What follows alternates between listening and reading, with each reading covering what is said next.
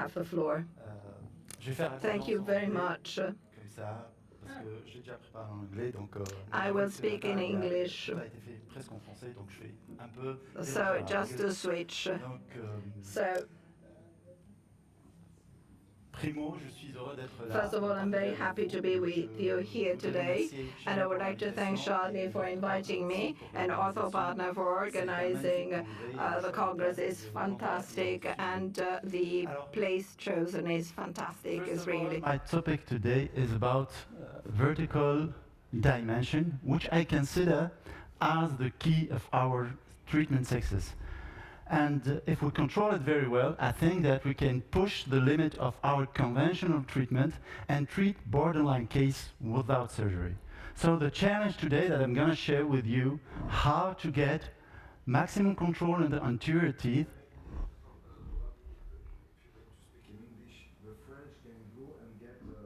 Ah, si vous voulez, je change. Vous voulez que ce soit fait? Bah, je vais le faire en français, il n'y a pas. Ce sera d'accord. C'est pas grave, mais ça va prendre un peu plus de temps peut-être.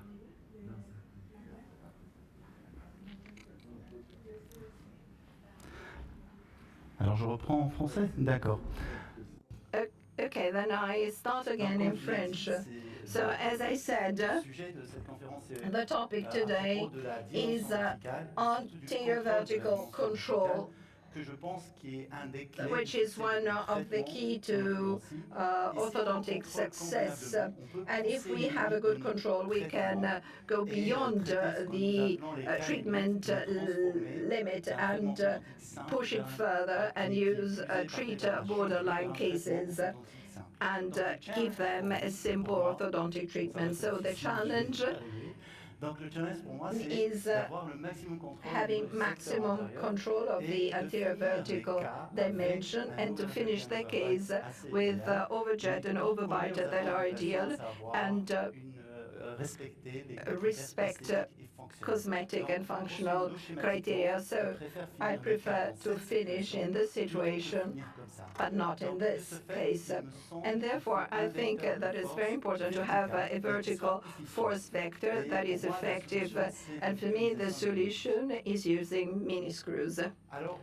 And therefore, at the beginning, when I want to use mini screws, I had to consider four problems. First of all, the site. Where are we going to put the mini screw, the diameter, the length, and the biomechanics to use? These are the four questions I have to answer. After some years of exercise, we see that the most important thing is treatment strategy. Before we provide, we have to plan the therapy. We have to consider the biomechanics and decide which movement we want to do, what we want to avoid, and choose a site dimension and length is less important.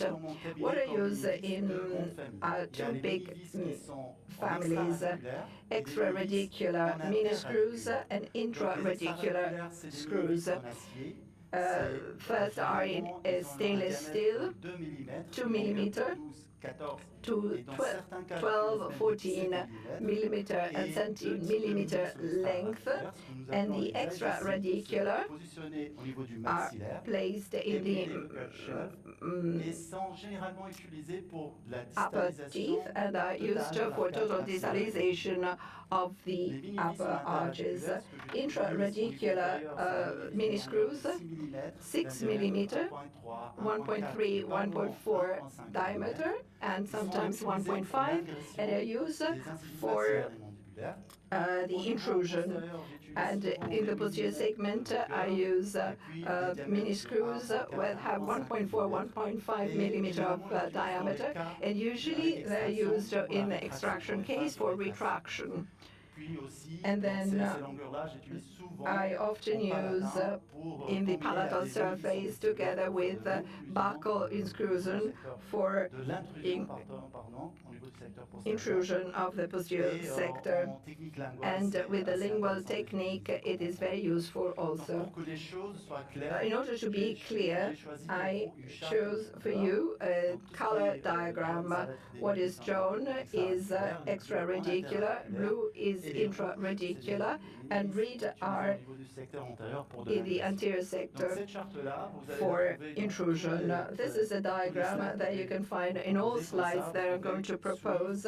You can follow the color and understand which mini screw I've been using. However, there is, from a biomechanical viewpoint, there are certain things that we have to understand. First of all, for the intrusion of the anterior sector, if we place a mini screw at 10 millimeter from the occlusion plane and we have 100-gram force, we will have 1,000 gram as a result, and we want to avoid it because it's too strong. The higher the force, the more we have these undesirable moment. Therefore, we want pure intrusion by translation. So two fundamental elements. Use light forces. This is a main idea that I would like to share with you, because intrusion of the incisive doesn't need major forces. If you increase the forces, you increase the unwanted results, unwanted movement. Therefore, light forces, and sometimes we have to use a counter moment, a negative torque. This is what I usually do with the Genius system. I reverse the bracket of the central incisive, and I have minus 14 torque, and this helps me to have good control when I intrude. If we see the intensity of force that we have to use for intrusion of the four upper incisor, 100 grams is sufficient, but we have to be careful in this clinical situation because there is an unwanted effect, the bowing effect as we call it, and therefore we have to use stainless steel arches to have a better control. When we use two mini screws between the lateral and central tooth, 50 grams is sufficient. I often use this clinical situation. It's more interesting because we have a better control. We have no bowing effect. But what is smart here is that the two mini screws have to be placed vertically at the same height. Otherwise, you have what we call the cant effect. And this complicates things. Therefore, we have to keep them at the same height vertically. And there are other clinical situations that are interesting when you place between lateral and canine our mini screws. And this is closer to the point of resistance, and therefore is an unwanted consideration. Let's start with the clinical case. So this is the first case of extraction. I was using this type of bracket, and the challenge in this case was vertical control of the occlusion plane. So it's a patient, this is a patient that comes to see me, and you see the biprotrusion and gummy smile. This is why she comes to see me. And if we see what happens, she has the crowding in both arches, so the occlusion has to be improved, and she has open bind tendency. Head film, to conclusion, we have a big biprotrusion with this procline incisor, and vertically she is hyperdivergent, so high angle, and we have to consider therefore these two main issues. Treatment, extraction of the first four premolars. At the time I did not think how to improve the anchorage to satisfy the patient. Therefore I decided to use two intraradicular mini screws between 5th and 6th biomechanical plane. So retraction, major retraction, and I wanted retraction by translation. So coming closer to the center of resistance with a hook, and I started my mechanical approach. It's very interesting in terms of anchorage control, but vertically we have no vertical control because patients are not satisfied. So anchorage on the anterior teeth to improve the smile. Therefore, I decided decided to add two other mini screws in the anterior segment to have this vertical vector. And from a biomechanical viewpoint, we have a very interesting situation. Mini screws anteriorly placed will avoid a parasite movement that is described in orthodontics, what we call rabbiting effect, and therefore my translation mechanics with 17 by 25 stainless steel arches in order to have a better sliding mechanics. Today with Genius System, what do I do?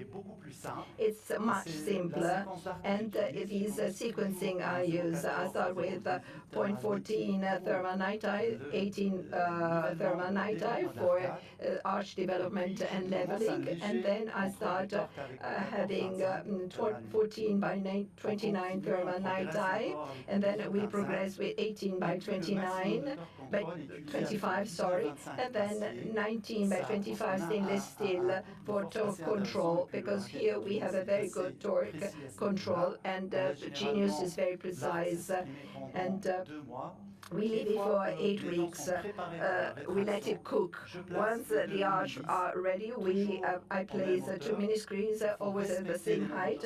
We have to respect the vertical height in order to have a good bed occlusion when we retract. And I use 17 by 25 stainless steel to use sliding mechanics. I don't fear to lose torque because the teeth are well prepared from the very beginning, and we have a vertical component with the mini screws, and therefore we have retraction that is helped and well supported. I continue the case, and now I have bonded retention and then laser contouring to improve the gingival profile. You see before and after, you see the patient profile. We see that the profile has substantially improved. And what is important for me is the smile line. We can have the two vertical vectors that have improved the smile. The gums are less exposed. We have more of incisor in the upper arch, and the lower incisor are less exposed, so we have a more balanced smile thanks to the vertical vector of the mini screws. So you have always to be critical to assess how you can progress and change if the therapy needs it. Now, extraradicular mini screws, the IZCs. So these are screws in infrazygomatic ridge. And there are two major classes described by John Lee, IZ6, 6 and 7. I place the mini screws between 6 and 7, and it's more interesting in terms of bony tissue, but you have to stay with it without outside the roots. In order to put the mini vis, first of all, these are stainless steel, so it's easier to insert, to place them. And we use a driver, a long driver, to really drive them in posteriorly, easily, and we must always have these tilting 60, 70 degrees in order to avoid roots, and parallel placement, parallel to the roots. The head of the mini screw must be at 5 millimeters of the gums to avoid gingival inflammation. Why mini screws are so interesting? There are two major indications. First, distalization of the upper arch and block and mass, but for me the most interesting indication is to avoid unfavorable effect. This is typical in high angle class 2 cases, so we need to have auto rotation of the mandible, but if we use elastics at the end, we can have the inverse effect with problems. Therefore, what I recommend is to avoid these elastics. I use them only for a few months to finish the occlusion, but what I usually do, I combine the Genius system, which delivers light forces and continuous forces, so I can develop my arches well, and I remain in the philosophy of light forces, and therefore I need disarticulation. Therefore, I have to avoid peripheral muscle action so that the system can express itself, and I finally use light forces, so short, early light short elastics in 4-6 ounces in class 2, and this is important and simplify the approach. When I say light elastic, I mean this. Now, from a mechanical viewpoint, how do these miniscrew work? Extra-radicular miniscrews, they are placed far from the center of resistance, so we will always have parasite movement, and it's important to have good anterior torque control, and then we have to be careful about the posterior tilting, so we can add vertical class 3 elastics, and from 7 to 7 bonding. Otherwise, we have this leveling between the teeth. In order to increase torque with Genius system, it's quite easy. The slot is very precise, so we, with these new torque is very good, or we can use pre-torqued archwise and night-eye archwise that give you optimal control of torque, but is light control. It's not painful, and it's positive from 12 to 22. I use these bracket, one less 6, and I reverse so that I have less torque. Otherwise, another smart idea is to move like this, and let's see how it works from a clinical viewpoint. This is a case that I would like to show you step by step. It's a high angle case, class 2. Main problem is to close the gap and the diastema that he has, and can be clearly seen. So you see open bite, a major open bite. You see class 2 on both sides. And therefore, we do the cephalometric analysis, and the first thing that I often do is analyzing the index facial vertical to see what is the vertical dimension. And here I'm out of this area that is for orthodontic treatment. I'm more in a surgical case, so the case needs surgery, and but the father wants to avoid surgery. So in this situation, I use mini screws in order to have a better vertical control and to control the occlusion and improve the situation without surgery. But this is the first day.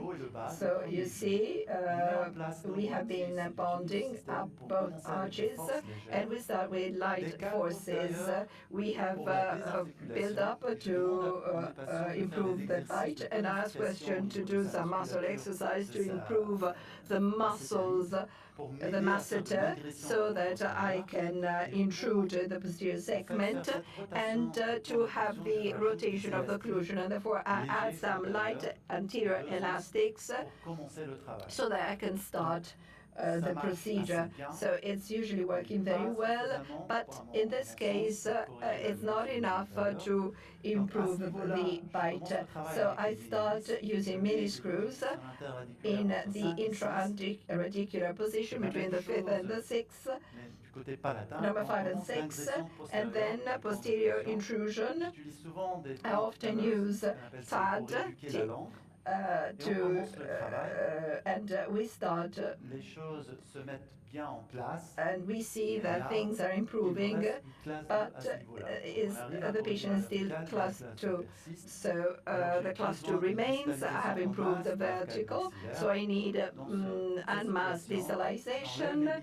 I remove the palatal mini-screws and the buccal mini-screws, and I use extra-radicular mini-screws to move the arch appropriately. And you see the success key is that we've been using extra-radicular mini-screws for en masse distalization. I love this slide because it shows the big difference between intra-radicular mini-screws. The extra-radicular mini-screws we call ICCs. When you take an OPG, you see everything, and this is due to the insertion mode. It's a vertical insertion. This doesn't happen with palatal mini-screws that are parallel to the palate and therefore are shorter. This is a big difference between these mini-screws, and you see it very clearly in the OPG. And it's a procedure, how you place a mini-screw, that makes the difference. And therefore, this is the final result. You see, we have a graft also to improve the cosmetic. The patient is very happy, and with the rehabilitation, we see pro, during, and after. And it's really good to have these type of results. So let's see another clinical situation. This is a deep bite, class 2.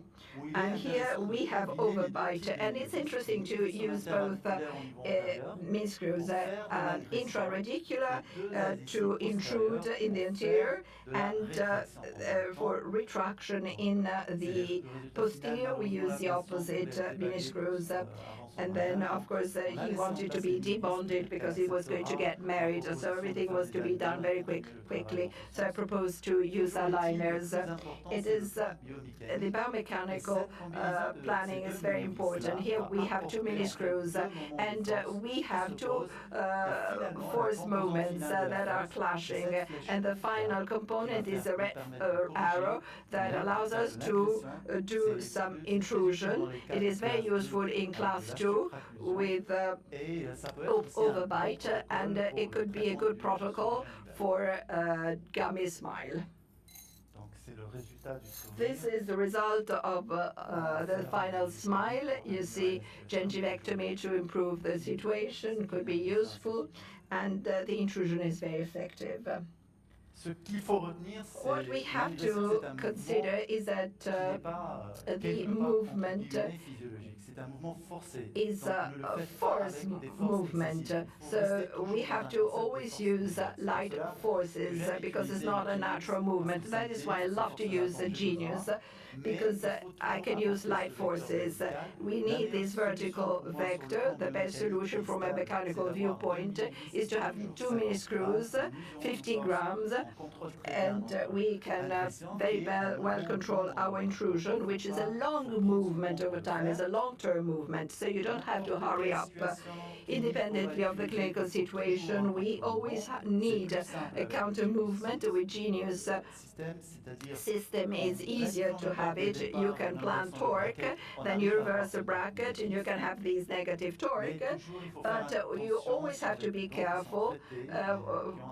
The teeth that had an orthodontic treatment, because if you intrude too much and you do not control, you can have an impact on the roots, and therefore you have to be very careful, especially in the case of endodontic treatment, root canal treatment. You see, I have totally changed my approach.